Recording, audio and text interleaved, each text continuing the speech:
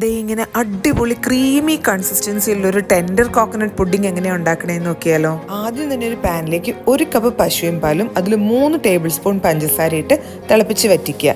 ഇതിന് പകരം milk മെയ്ഡും use ചെയ്യുക കേട്ടോ. എന്നിട്ട് വേറൊരു പാനിലേക്ക് 3 കപ്പ് കരിക്കും വെള്ളവും 2 ടേബിൾ സ്പൂൺ ഷുഗറും ഒഴിച്ചിട്ട് ചൈന ഗ്രാസ് നന്നായിട്ട് വാഷ് ചെയ്ത് പീസാക്കി അതിലിട്ട് തിളപ്പിക്കുക. ഇത് തിളയ്ക്കണ നേരത്തെ നമുക്ക് വേറെ കരിക്ക് മിക്സ് ഉണ്ടാക്കാം കേട്ടോ. ഒരു മിക്സിയുടെ ജാറിലേക്ക് 1 കപ്പ് കരിക്കിൻ്റെ കാമ്പും തിളപ്പിച്ച് വെച്ച ആ പാൽ പഞ്ചസാര മിക്സ് ഇച്ചിരി ഒഴിച്ച് നന്നായിട്ട് അടിച്ചെടുക്കുക. പിന്നെ അതിലേക്ക് 1 പാക്കറ്റ് ഫ്രഷ് ക്രീം ഫുൾ ഇടണേ. എന്നിട്ട് അതിലേക്ക് 2 കപ്പ് തേങ്ങയുടെ 1/4 പാലും നമ്മൾ തിളപ്പിച്ച് വെച്ച പാൽ പഞ്ചസാര മിക്സ് ബാക്കി ഒഴിച്ച് നന്നായിട്ട് അടിച്ചെടുക്കുക. ഇതിൽ മധുരം പാകത്തിനില്ലെങ്കിൽ ആവശ്യത്തിന് ആഡ് ചെയ്തിട്ട് ഒന്നുകൂടെ അടിക്കണം കേട്ടോ. എനിക്ക് 2 ടേബിൾ സ്പൂണും കൂടെ ആഡ് ചെയ്യേണ്ടി വന്നേ. ഈ സമയം കൊണ്ട് നമ്മുടെ ചൈന ഗ്രാസ് കരിക്കും വെള്ളത്തിൽ നന്നായിട്ട് തിളച്ച് അലിഞ്ഞിട്ടുണ്ടാവും കേട്ടോ. ഒരു തരി പോലും ബാക്കി ഉണ്ടാവില്ലേ.